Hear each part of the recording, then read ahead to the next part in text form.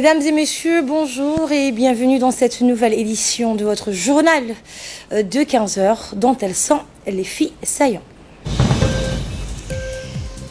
Sous le patronage du Premier ministre par intérim, a été lancé aujourd'hui au Palais du Peuple un atelier de travail destiné à élaborer la nouvelle politique nationale en matière d'enseignement technique. Et le président turc Recep Tayyip Erdogan place sa campagne électorale sous le signe de Turquie conquérante. Bonjour et merci de nous accueillir chez vous. Sous le patronage du Premier ministre, mais juste avant, le président de la République, Ismaël Omar Guelleh, a reçu aujourd'hui à la présidence, en audience, les généraux somaliens, Abdullahi Hassan Balisle et Saïd Ahmed Kadie. Les généraux somaliens Abdullahi Hassan Balisle et Saïd Ahmed Kadie sont arrivés à Djibouti le 2 mai dernier afin de s'enquérir de l'état d'avancement de la formation des policiers somaliens, formation assurée par l'Italie au sein de l'académie de police de Nagad. On a assisté à cette rencontre entre le président Guelleh et la délégation somalienne, l'ambassadeur de Djibouti en Somalie, Hassan Aden Hassan, et le colonel de la police nationale, le directeur de la police nationale, le colonel Abdullah Abdi Falah. Je vous le disais en titre, sous le patronage du Premier ministre par intérim, ministre de la Justice, Momin Ahmed Cher, a été lancé aujourd'hui au Palais du Peuple un atelier de travail destiné à élaborer la nouvelle politique nationale en matière d'enseignement technique et de la formation professionnelle. Des tables rondes seront organisées pour approfondir les réflexions et proposer des programmes d'encadrement et de formation adaptés. Ces travaux se poursuivront jusqu'au 10 mai prochain. Ils mobilisent aux côtés des cadres et responsables du MENFOP, des acteurs du secteur privé et de la société civile. Cet important événement a réuni nombre de hauts responsables politiques, dont le ministre de l'Éducation nationale et de la formation professionnelle, Mostafa Mohamed Mahmoud, le ministre du Travail chargé de la réforme administrative, Hassan Idriss Amlieh, la ministre en charge du logement, Amina Abdi, ainsi que les hauts cadres du MENFOP, des partenaires financiers et techniques, des représentants du secteur privé et d'organisations internationales. Ce processus participatif permettra d'étayer dans un document la nouvelle approche en matière d'enseignement technique et de formation professionnelle. Un plan d'action opérationnel sera proposé. Il inclura donc l'ensemble des acteurs des deux secteurs publics et privés. Cette initiative est suite aux États généraux de l'éducation qui se sont tenus en 1999 et les assises nationales de l'enseignement technique et de la formation professionnelle organisées en décembre 2007. Elle devra prendre en compte les recommandations formulées dans différents documents accompagnant la stratégie dite Djibouti Vision 2035. Dans un discours prononcé à cette occasion, le secrétaire général de l'association de transporteurs routiers, Rabla Mohamed, a souligné l'importance de la collaboration de tous les partenaires socio-professionnels avec le département de l'éducation nationale et la formation professionnelle pour booster l'emploi. Car pour nous, des ouvriers bien formés, des chauffeurs bien formés, des mécaniciens bien formés. Et de son côté, le ministre de l'Éducation nationale et de la formation professionnelle, M. Mostafa Mohamed Mahmoud, a évoqué l'importance que révèle l'enseignement technique et de la formation professionnelle qui sont nécessaires pour bâtir un pays prospère pour nos enfants. Le ministre a indiqué, vous l'entendrez, que cette initiative permettra d'établir des liens forts entre les différents acteurs. Il a estimé que le rôle de chaque partenaire devra être mieux défini pour assurer une gestion efficiente et que les ressources financières doivent être suffisantes. On l'écoute. Tenue d'ateliers associant donc les principaux acteurs économiques, les partenaires sociaux et de la société civile portant. Le Premier ministre par intérim et ministre de la Justice, Momin Ahmed Cher, a pour sa part rappelé que l'enseignement technique et la formation professionnelle ont toujours été au centre des préoccupations du chef de l'État et des autorités politiques. Il a indiqué que le gouvernement tient à en faire de la formation professionnelle un levier du développement économique et l'un des principaux instruments de la lutte contre la pauvreté. Nous écoutons le ministre de la Justice et Premier ministre par intérim. Du processus d'élaboration et de validation de la politique nationale sur la formation technique et professionnelle qui nous réunit. C'est la pierre angulaire. Et nous aurons donc ces deux interventions dans nos prochaines éditions. Et l'Assemblée nationale, Hussein est avec nous sur ce plateau. Bonjour Hussein. Bonjour. Le président de l'Assemblée, Mohamed Ali Ahmed, a reçu ce matin les membres de la Commission nationale de lutte contre la corruption. Oui, donc effectivement, Asma, donc la Commission de prévention et de lutte contre la corruption a été créée donc en 2013. Donc c'est une autorité administrative indépendante placée auprès de la présidence. Elle somme les hauts responsables politiques et administratifs à déclarer leurs biens immobiliers, fonciers, les revenus annuels et autres bijoux, voitures, fonds de commerce. Cette déclaration prend également en compte les collections d'œuvres d'art, bref, tous les objets de valeur. Dans son intervention, le directeur des investigations de la commission, Hamza Abdi Aden, a rappelé que la mission de sa commission est d'éradiquer la corruption en République de Djibouti. La lutte contre la corruption doit accompagner le développement économique et social ébranlé par le chef de l'État, Ismaïl Omar Guelleh. Merci Hussein Hamlet pour toutes ces précisions.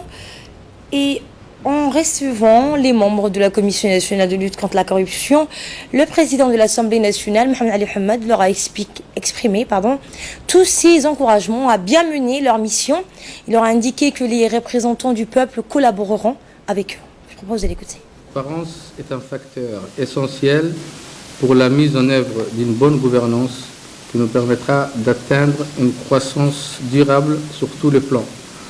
L'exercice de la transparence passe par la déclaration de patrimoine des représentants du peuple, des membres du gouvernement et des hauts fonctionnaires de l'État. En se soumettant à cet exercice, le gouvernant conforte le gouverné qui ont placé toute leur confiance en eux. Mesdames et messieurs les élus du peuple, se plier aux exigences de la déclaration du patrimoine est une démarche républicaine et démocratique. Par conséquent, chacun devrait s'y soumettre naturellement et volontairement. Pour les élus du peuple que nous sommes, la déclaration du patrimoine revêt une importance primordiale en raison des rapports particuliers que nous entretenons avec le peuple djiboutien. Cependant, au-delà de sa portée morale, la déclaration du patrimoine permet de lutter contre la corruption et les dérives néfastes qu'elle comporte. Elle instaure notamment un climat de droiture propice pour une gouvernance qui se veut irréprochable et exemplaire. Sur le fond, cette initiative qui découle d'une volonté politique du chef de l'État, son Excellence M. Ismaïl Omar Guelleh, pour assainir la gestion de l'administration publique, permet également à notre pays de gagner en notoriété et de se distinguer sur la scène internationale. D'autre part, il s'agit d'un processus qui, à court ou moyen terme, fera de notre pays une des destinations privilégiées pour les investissements étrangers qui ont largement décuplé ces dernières années. L'instauration d'une démocratie en adéquation avec les exigences de notre modernité ne saurait se passer de la déclaration du patrimoine qui constitue l'arme de prédilection de la République. Sur ce, donc, je déclare ouvert cet atelier de présentation sur le fonctionnement de la Commission nationale indépendante pour la prévention de la lutte contre la corruption. Voilà donc pour l'intervention du président de l'Assemblée nationale. Santé à présent, le ministre de la Santé, Dr Jamal Miaki, accompagné par le ministre des Équipements et des Transports, Mohamed Al Helem, s'est rendu ce matin à Asila, dans la région du Dikil, où ils ont participé à la cérémonie officielle de clôture des activités de la caravane médico-chirurgicale. Une équipe médicale fut dépêchée sur les lieux le 2 mai dernier. À son arrivée, le ministre de la Santé et sa délégation ont été accueillis par le préfet de la région, Mohamed Cheikhou, et le président du conseil régional, Abdelrahman Younis Aré. À noter la présence remarquée du sultan de Gobaad, Habib Boko. De nombreux parlementaires de cette région étaient également présents pour l'occasion. Les habitants de cette localité sont venus en masse pour réserver un accueil chaleureux à la délégation ministérielle. Celle-ci n'a pas donc boudé au plaisir de prendre un bain de foule. Certains ont effectué le déplacement depuis des localités avoisinantes, Dakar, Bekere, Koutabuya ou Tamino. pour accueillir en grande pompe le ministre de la Santé, le Dr Jamal Merki, et son collègue de l'équipement et des transports, Monsieur Mohamed Abdelghader Halam. Les élus locaux, les chefs coutumiers ainsi que les notables de la région d'Assaïla ont tous répondu présents pour assister à cette cérémonie haute en couleurs. C'est donc dans une ambiance festive que le ministre de la Santé et sa délégation ont été plébiscités par la foule en liesse pour témoigner ainsi de leur satisfaction unanime quant à cette caravane médico-chirurgicale qui a enregistré près de 3100 patients consultés.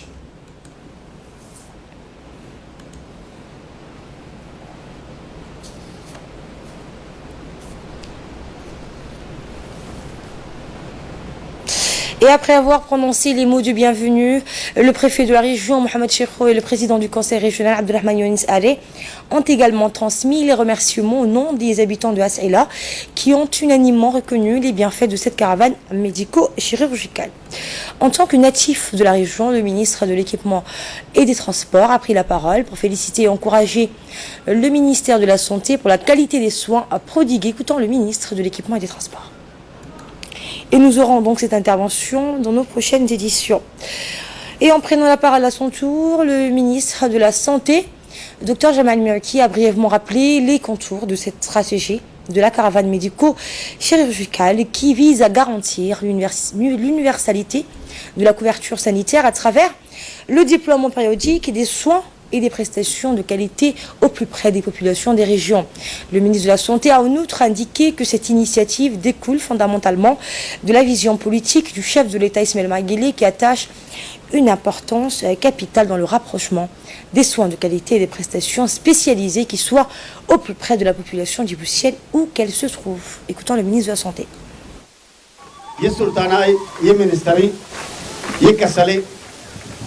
Président Conseil Assaïla Chiribi, Assalamu alaikum wa rahmatullahi wa barakatuh. Comme vous le savez, la région de Dikil et la région de l'unité nationale, c'est une région très importante pour la République de Djibouti, pour le président de la République, pour le gouvernement. Et à chaque fois qu'il y a des activités, Dikil doit être en premier rang. Le président de la République, son Excellence M. Ismaël Omar Guelleh, lorsque vous avez envoyé vos doléances, a donné des instructions à tous ces départements pour que nous puissions répondre à ces doléances.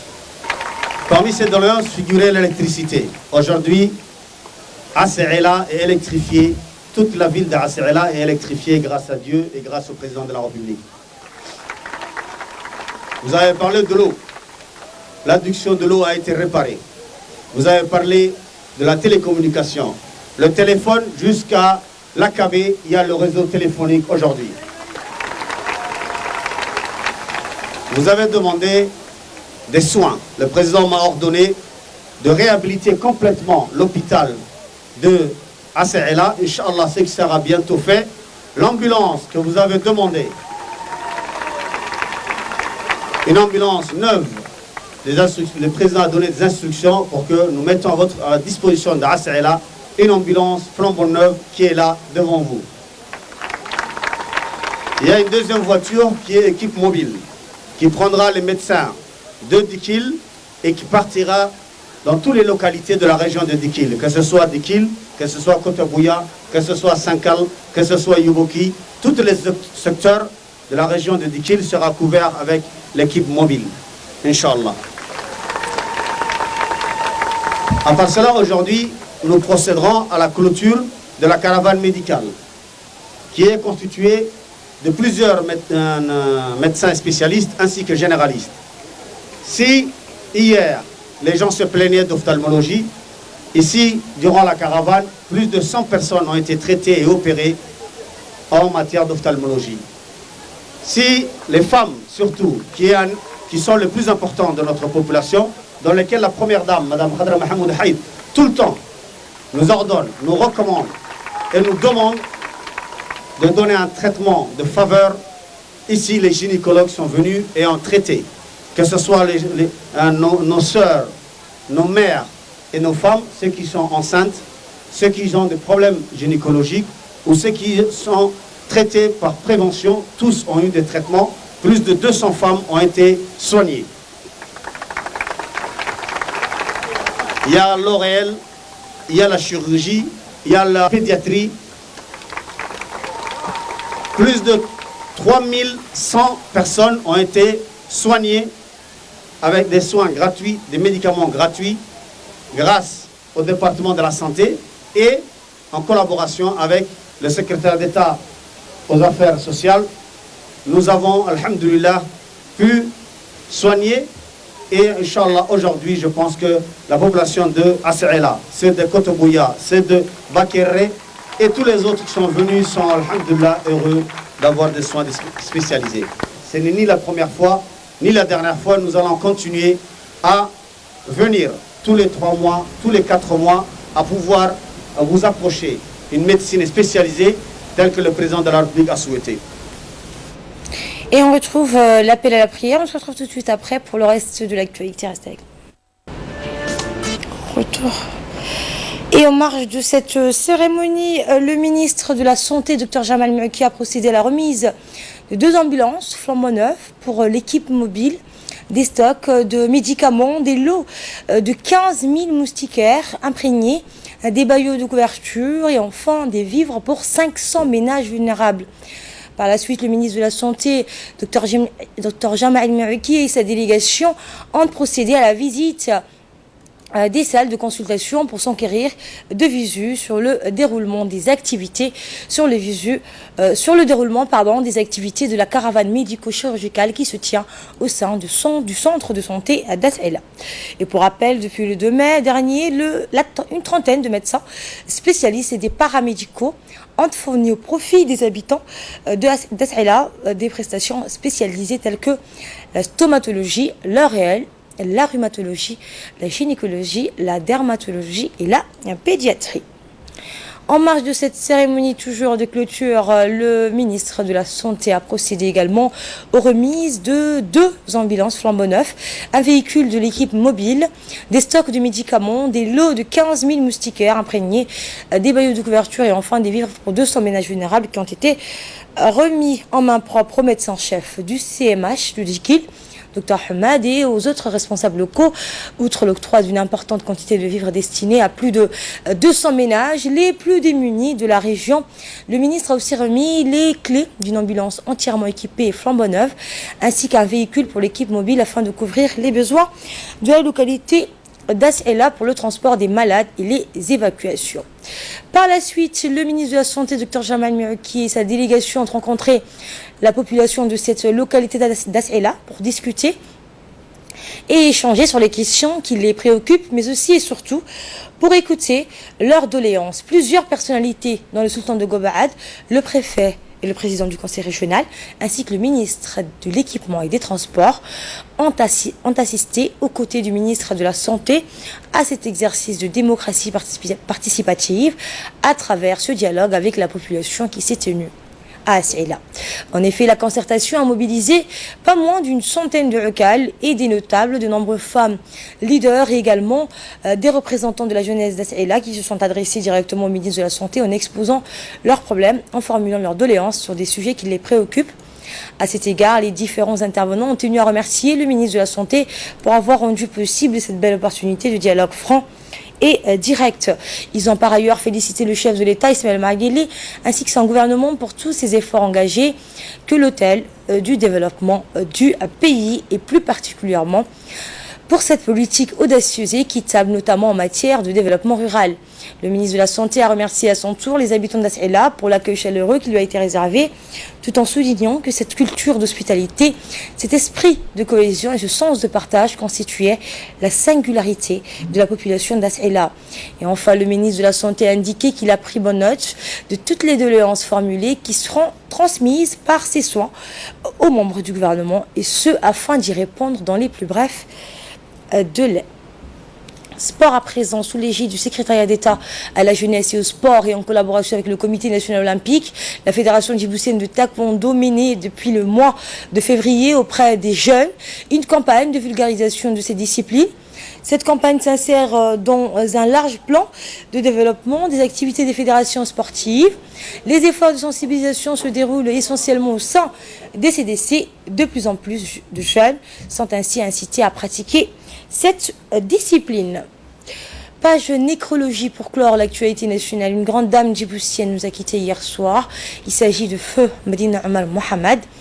Elle est morte subitement hier soir à Tadjoura, où toute la ville a ressenti sa disparition et se voit endeuillée. Feu Medina Omar laisse un grand vide auprès de sa famille. Femme de caractère, cette dernière était connue pour son franc-parler, sa bonté et son courage. Elle était très impliquée dans les activités sociales et communautaires sur l'ensemble de la région de Tadjoura. Née en 1961, Feu Medina Omar Mohamed laisse derrière elle 5 enfants, 4 enfants et une fille. Et une petite fille, ainsi que de nombreuses sœurs. Feu Medina Omar Mohamed est la sœur de l'actuel ministre de l'Intérieur Hassan Omar. En cette circonstance douloureuse, nous présentons nos condoléances à l'ensemble de sa famille, à ses enfants et à ses proches, et à ses nombreux amis et proches. Nous prions le bon Dieu, Allah, de l'accueillir en son paradis éternel. Inna lillah wa inna ilayhi raji'un. Et de là, nous passons à ce qui domine l'actualité hors de nos frontières. Le président turc Recep Tayyip Erdogan place sa campagne électorale sous le signe d'une Turquie conquérante. Et Fardous Hussein est avec nous pour nous en dire plus. Bonjour Fardous. Bonjour Asma. Effectivement, le chef de l'État turc Recep Tayyip Erdogan a développé hier, 6 mai, son programme pour l'élection présidentielle du 24 juin. Ce scrutin dont il a avancé la date devrait initialement se tenir en novembre 2019. Le président candidat devra en particulier affronter le député Muharrem Ans du parti républicain du peuple, la principale formation d'opposition, un opposant sérieux pour Erdogan, de même que la fondatrice du bon parti Yelit Parti, une formation nationaliste et laïque. Elle est donc c'est le parti de l'opposition. Et le troisième point à développer ici, c'est que le président turc Recep Tayyip Erdogan a annoncé qu'il présentait son chef emblématique, le député Selahattin Demirtas, en prison donc depuis 1 an et demi. Le pouvoir l'accuse de soutenir le parti interdit des travailleurs kurdistan, le PKK. Des élections législatives se tiendront également le 24 juin. Et Air France, non, les Libanais boudent les urnes aux législatives. Tout à fait. Donc, c'était les premières législatives depuis 9 ans. Et pourtant, le scrutin n'a pas rencontré un franc succès. Le Premier ministre Sunit Saad al-Hariri, soutenu par l'Arabie Saoudite, devra conserver son poste, même si son parti risque de perdre les sièges. Sans coalition unie face à lui, le Hezbollah chiite, allié de Damas et Téhéran, devrait tirer profit du nouveau mode de scrutin à la proportionnelle devant le faible enthousiasme des Libanais. Le président Michel Aoun s'est adressé à eux dans un discours télévisé 1 heure avant la fin du scrutin pour les convaincre d'aller voter. Outre donc les prochains députés devront se pencher sur des questions très concrètes comme les coupures d'électricité quotidiennes, les pénuries d'eau ou la crise de gestion des déchets ménagers. Et c'est reparti pour un épisode de grève à Air France. Et oui, Asma, un mouvement qui faiblit donc la compagnie dit pouvoir assurer 85% des vols ce lundi, quasiment tous les longs courriers, 80% des moyens courriers depuis Roissy et 87% des vols courts. Alors, qu'en serait-il donc de l'avenir d'Air France? D'après la direction, la compagnie aurait déjà perdu près de 300 millions d'euros avec la grève et la concurrence féroce. L'essentiel donc des nouveaux passagers a été capté par des acteurs étrangers. Et l'Arabie Saoudite, on en parle, Fardous aurait intercepté 2 missiles tirés à partir du Yémen. Et oui, Asma, les unités de la défense anti-aérienne d'Arabie Saoudite ont détruit hier 2 missiles tirés à partir du Yémen. Et les représentants du mouvement ont confirmé avoir tiré plusieurs missiles balistiques contre des cibles économiques en Arjan. Ils n'ont pas donc communiqué les résultats de leur attaque. Les tirs missiles visant le territoire saoudien se sont donc intensifiés ces derniers jours. L'Arabie Saoudite affirme avoir avoir intercepté au total plus de 100 missiles Houthis.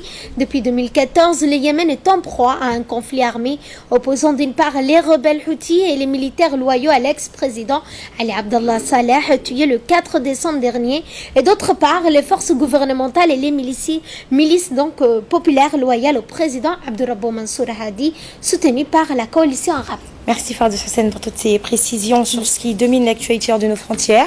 Prochain rendez-vous à 22h pour un nouveau journal. Excellent après-midi à toutes et tous.